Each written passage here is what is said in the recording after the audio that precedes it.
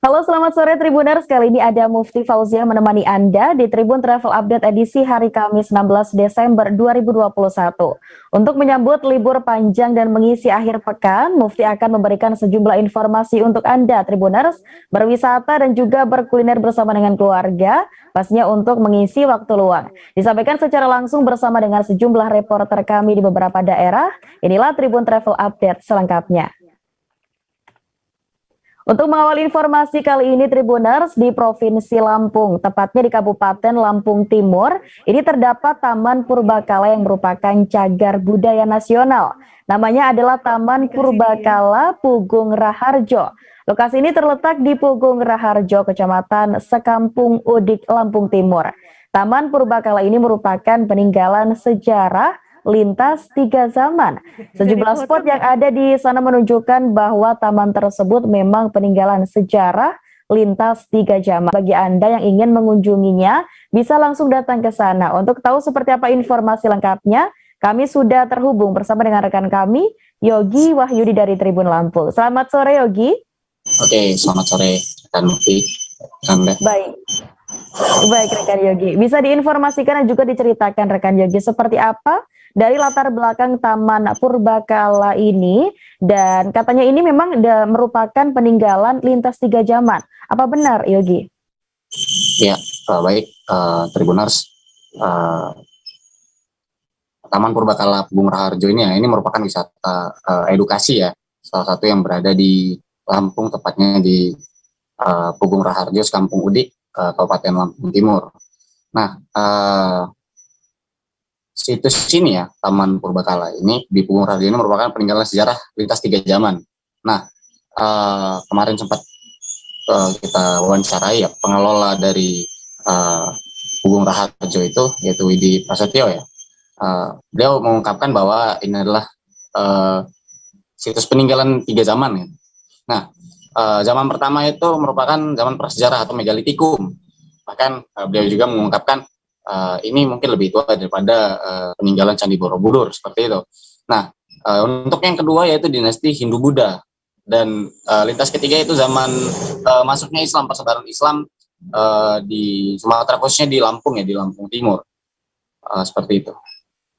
Baik, Yogi. Lalu ketika Anda datang ke sana, Yogi, dari pantauan Anda, adakah spot-spot foto di sana dan kira-kira apa saja spot fotonya? Oke, untuk spot-spot foto ya, jadi banyak sekali yang bisa dijadikan spot foto ya, karena luas wilayah atau luas tempatnya itu kurang lebih 25 km ya. 25 hektar, 25 hektar, dan situs-situsnya nggak berdekatan ya, cukup berjauhan di beda-beda tempat, seperti peninggalan punden ya, punden berpunduk itu ada 8 tempat, dan satu yang paling besar itu biasanya ada di punden 6. Nah, selain dari situ ada juga benteng tanah ya, lalu sumur peninggalan ya, serta batu mayat. Nah, untuk diketahui batu mayat ini sebutan dari masyarakat sekitar ya.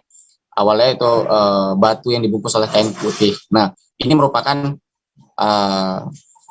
tempat mereka ritual ya, dan masyarakat karena melihat pada waktu itu ada batu yang dibungkus kain putih, jadi mereka menganggap itu mayat, maka itu jadi batu mayat, begitu. Nah, namun untuk foto boleh, namun tidak boleh menyentuh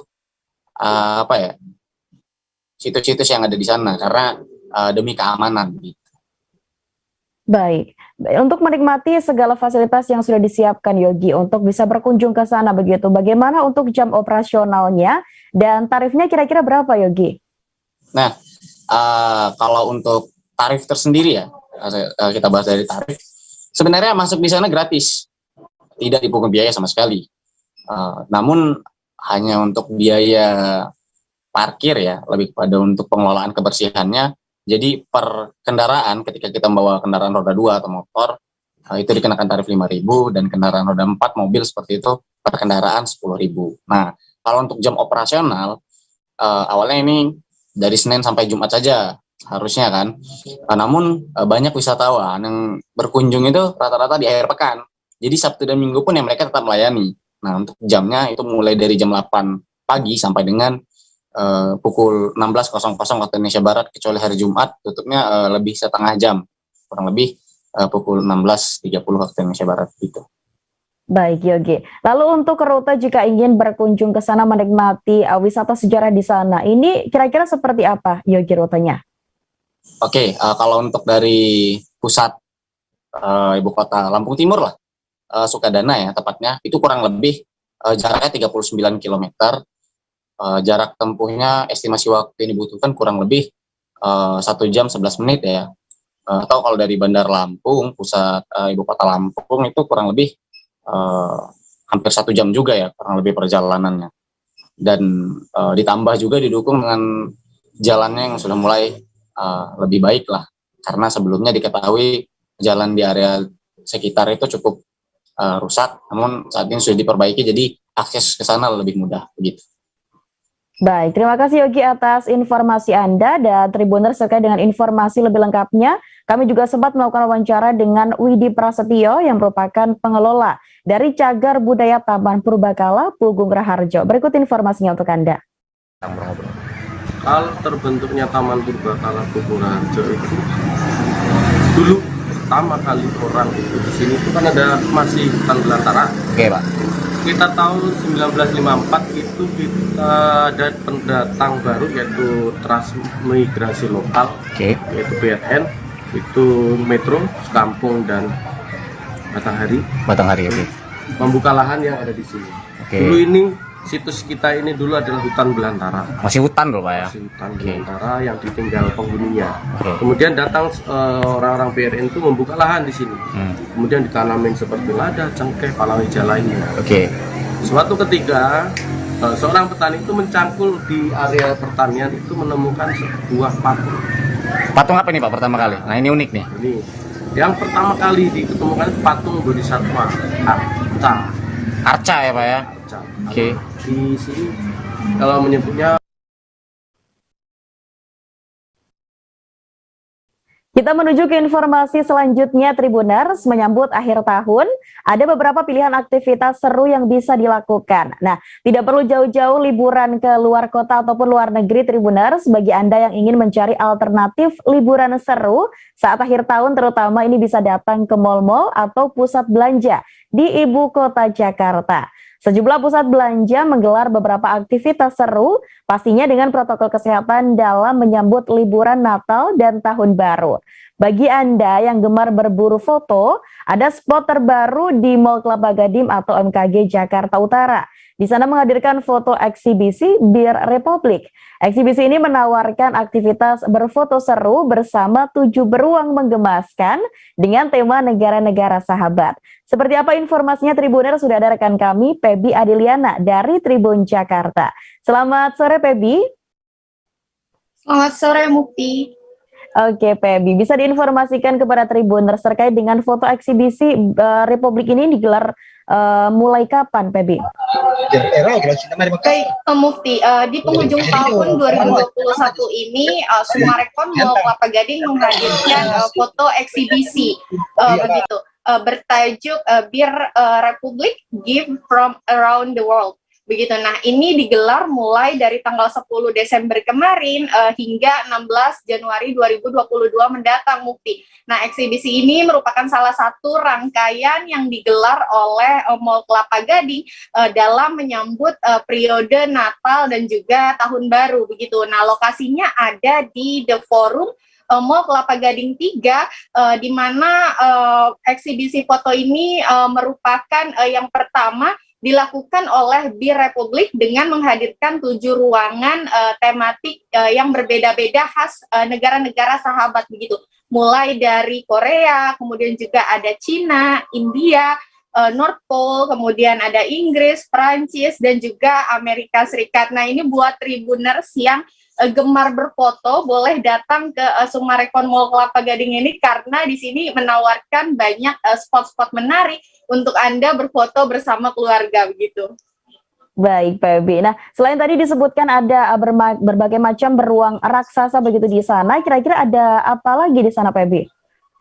Ya, Mukti. Jadi untuk pengunjung yang pertama kali datang tentunya akan disambut oleh boneka beruang setinggi 2 meter yang menjadi ikon dari Bir Republik ini, begitu Mukti.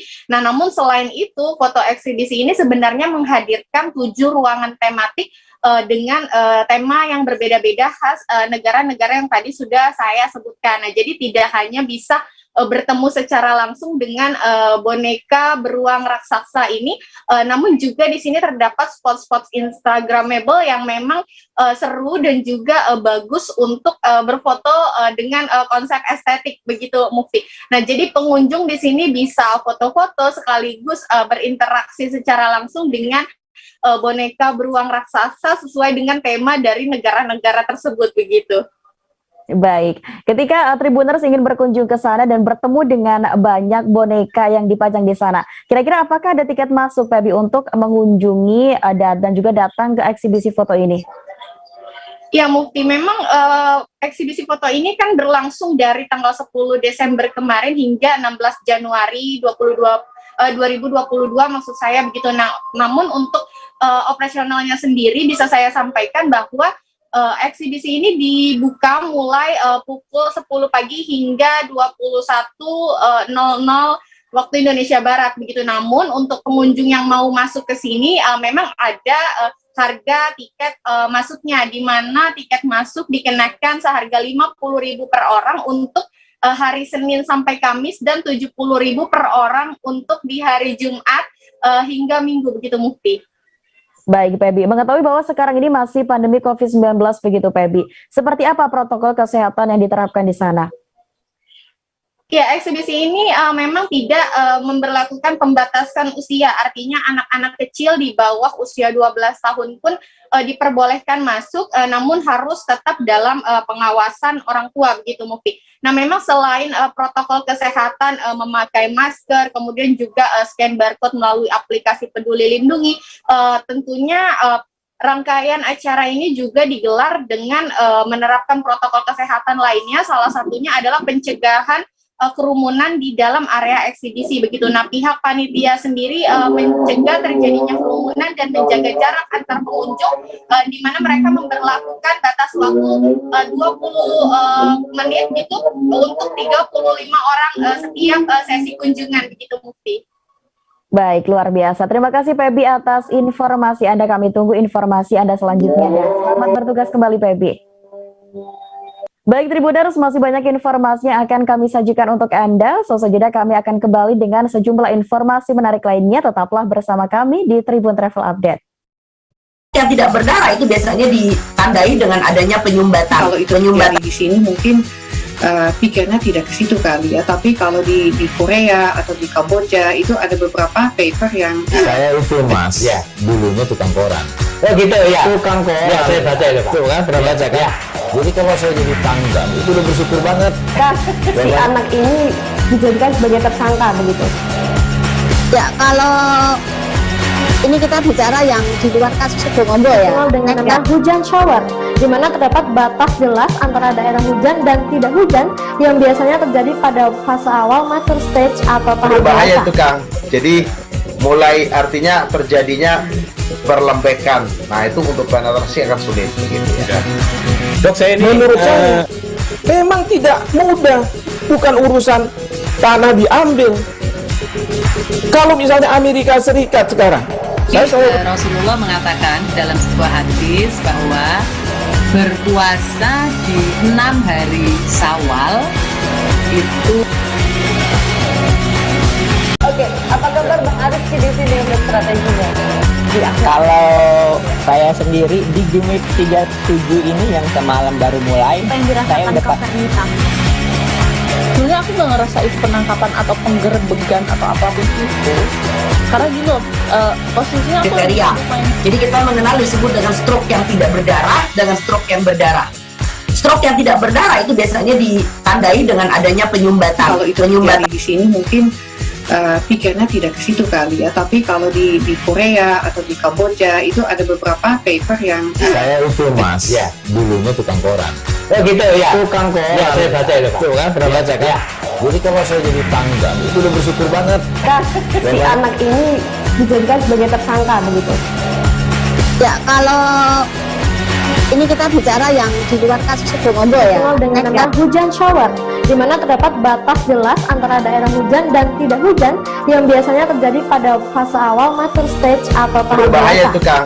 Jadi mulai artinya terjadinya perlembekan. Nah itu untuk penetrasi akan sulit gitu ya. Dok, saya ini menurut saya memang tidak mudah, bukan urusan tanah diambil. Kalau misalnya Amerika Serikat sekarang, Rasulullah mengatakan dalam sebuah hadis bahwa berpuasa di 6 hari Syawal itu. Oke, apa kabar Bang Ariski di sini untuk strateginya? Kalau saya sendiri di Jumit 37 ini yang semalam baru mulai, saya udah pasti.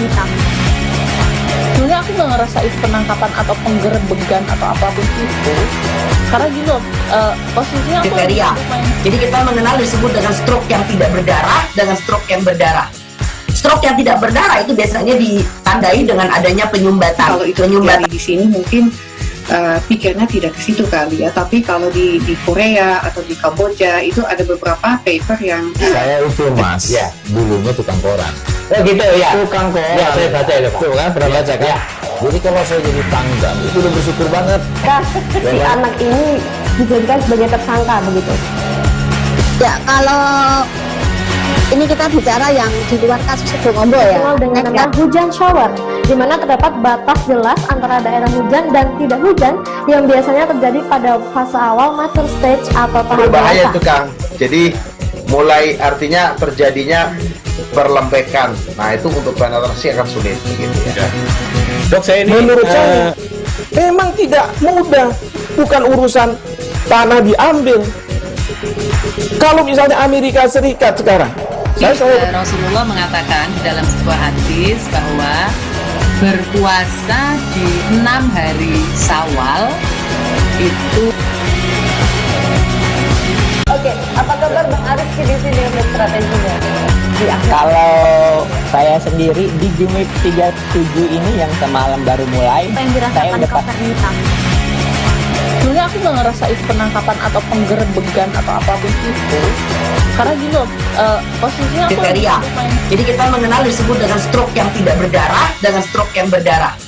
Stroke yang tidak berdarah itu biasanya ditandai dengan adanya penyumbatan. Kalau itu terjadi di sini mungkin pikirnya tidak ke situ kali ya, tapi kalau di Korea atau di Kamboja itu ada beberapa paper yang saya itu Mas, ya dulunya tukang koran. Oh gitu ya, tukang koran. Ya saya baca itu Pak. Tuh kan pernah baca kan? Ya. Jadi kalau saya jadi tanggang itu udah bersyukur banget. Si anak ini dijadikan sebagai tersangka begitu? Baik Tribuners, Anda kembali menyaksikan Tribun Travel Update bersama saya Mufti Fauzia. Kita akan menuju ke informasi selanjutnya. Kali ini Mufti akan mengajak Tribuners untuk memancing. Nah, salah satu tempat memancing yang paling asik ada di Pelabuhan Bantaeng. Lokasinya berada di Desa Bontojai, Kecamatan Bisapu, Kabupaten Bantaeng. Selain ikannya yang besar-besar, saat memancing di Pelabuhan Bantaeng sangatlah asik karena memang kita juga dimanjakan dengan pemandangan alam yang indah. Tampak keindahan senja dan juga pemandangan wilayah pegunungan di Bantaeng. Nah, untuk tahu informasi lengkap dan juga keindahannya, sudah ada rekan kami Ahmad Nasution dari Tribun Timur. Halo, selamat sore Ahmad. Halo, Ahmad. Bisa dinyalakan mic-nya terlebih dahulu, Ahmad? Cek. Ya, selamat sore Mufti. Baik Ahmad, bisa diinformasikan bagaimana suasana memancing jika Tribuners ingin memancing di Pelabuhan Bantaeng ini Ahmad? Baik, di Kabupaten Bantaeng ada lokasi untuk memancing yang sangat asik, yang dimana lokasinya itu berada di Desa Bontojai, Kecamatan Bisapu, Kabupaten Bantaeng. Dan bukan pelabuhan di Desa Bontojai, dan suasana di lokasi sangat asik untuk menjadi pilihan untuk kita memancing, karena suasana di lokasi sangat indah dengan pemandangan yang dimana kita bisa dimanjakan yang sangat indah, kita bisa melihat suasana gunungan di Kabupaten Bantaeng yang sangat indah, dan kita juga bisa menikmati senja di bulan ini sambil menyalurkan hobi mancing. Kita juga bisa dimanjakan dengan suasana di pelabuhan yang sangat indah. Ya, Mufti. Baik, Ahmad. Tadi sudah disebutkan terkait dengan keindahan di Pelabuhan Bantaeng sendiri. Lalu mungkin bisa diinformasikan, Ahmad, terkait dengan kapan waktu yang asyik gitu ya untuk Tribuners yang ingin memancing di sana, Ahmad. Ya, untuk memancing di pelabuhan ini itu bisa datang kapan saja. Namun untuk waktu yang sangat-sangat tepat untuk sambil untuk bisa menikmati suasana keindahan di pelabuhan ini bisa datang pada waktu sore hari. Jadi pada waktu sore hari kita juga bisa menikmati senja, kemudian menikmati pemandangan alam. Namun untuk waktu-waktu lain bisa juga dikunjungi seperti pada pagi hari, siang, bahkan pada malam hari. Dan untuk pelabuhan ini oleh para warga yang memancing, setiap saat selalu ada saja warga yang memancing meskipun pada waktu malam hari. Bahkan warga yang memancing pada malam hari ini itu membawa penerangan yang dimana penerangannya itu dari yang ia bawa sendiri, yang menggunakan aki untuk bisa menerangi suasana pada saat memancing mereka, karena di pelabuhan ini pada malam hari itu kondisinya sangat gelap karena di lokasi lampu di pelabuhan itu sudah tidak berfungsi lagi, sehingga mereka yang memancing pada malam hari harus membawa penerangan sendiri. Ya, Mufti. Baik, luar biasa Ahmad atas informasi dan juga laporan Anda. Semoga informasi Anda ini juga bisa menginformasikan Tribuners yang ingin memancing di sana. Selamat bertugas kembali, Ahmad. Kita akan menuju ke informasi selanjutnya. Tribuners, kali ini kita akan melihat lokasi penjualan kembang api jelang Natal Tahun Baru yang mulai menjamur, namun diinformasikan kian sepi pembeli. Seperti pengakuan dari Valen yang merupakan penjual kembang api, ia mengaku sudah sekitar 10 tahun berjualan kembang api di beberapa tempat. Nah, sebelum pandemi ini mendapatkan cukup tinggi, pendapatan sekitar 50 hingga 60 juta per bulannya. Tapi kini pendapatannya pun kian menurun. Nah, untuk informasi lebih lengkapnya Tribuners, ada rekan kami, Fistel Mukuan, dari Tribun Manado. Selamat sore, Fistel.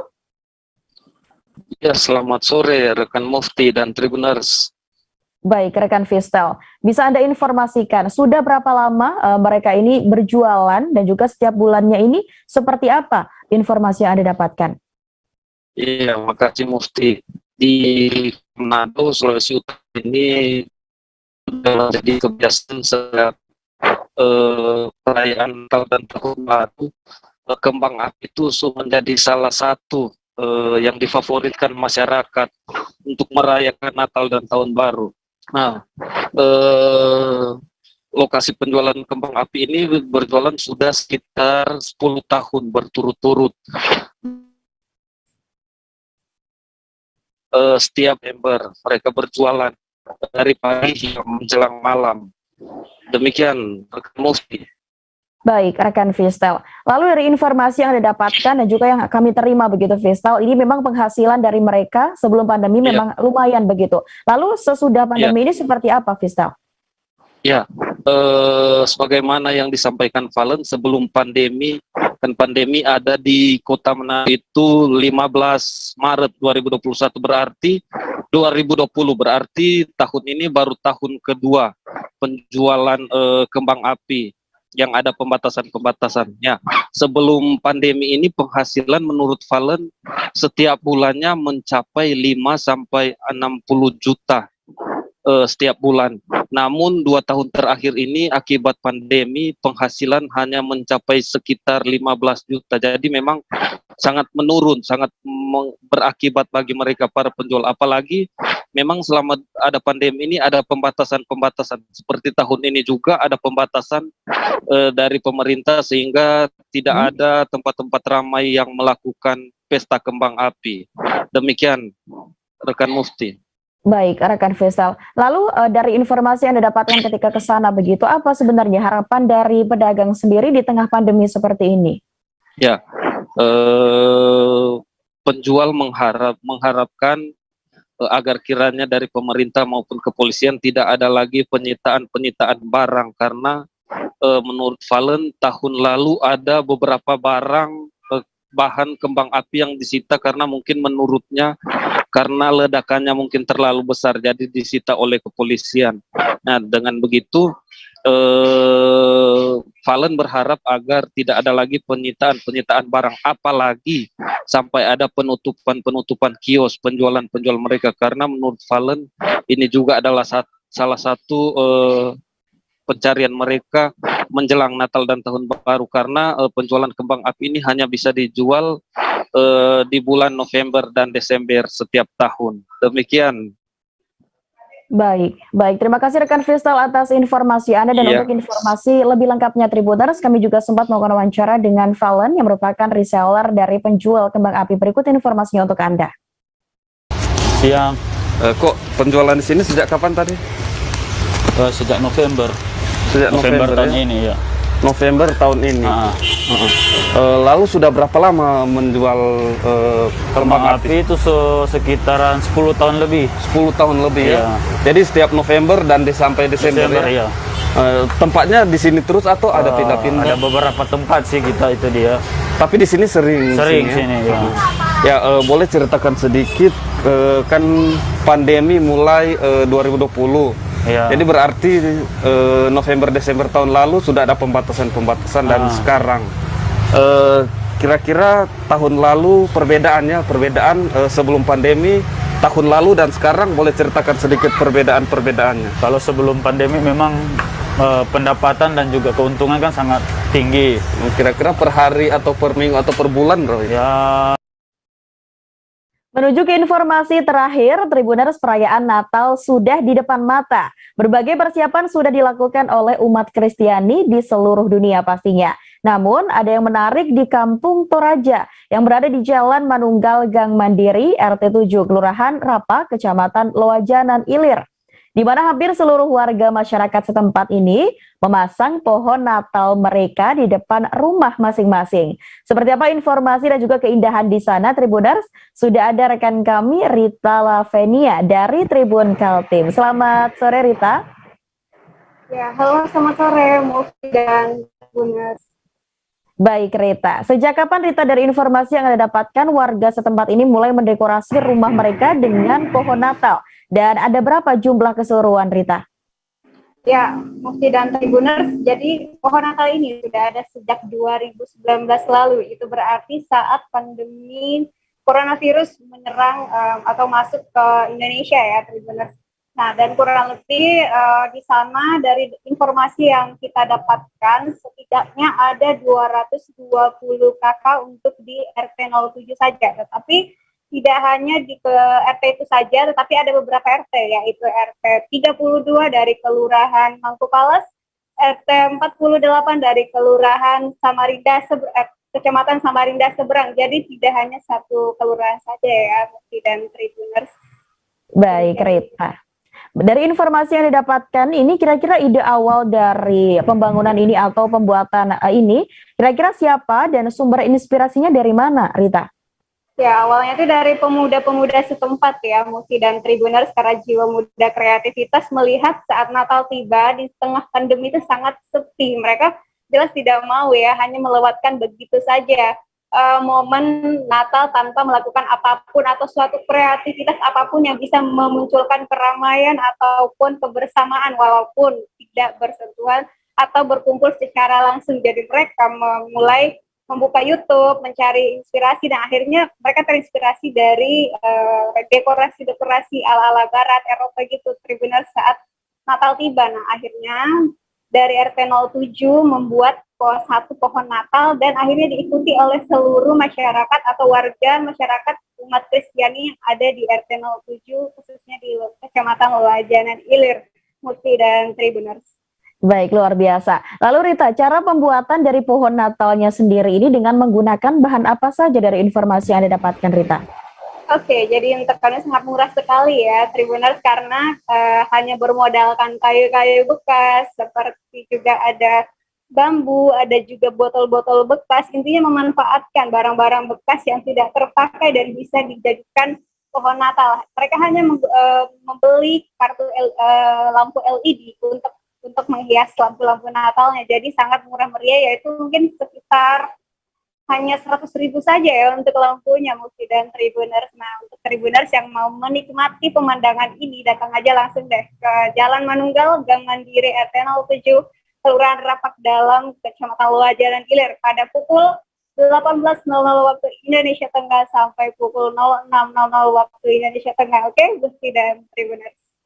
Baik, luar biasa Rita atas informasi Anda. Kami tunggu informasi Anda selanjutnya dan selamat bertugas kembali, Rita.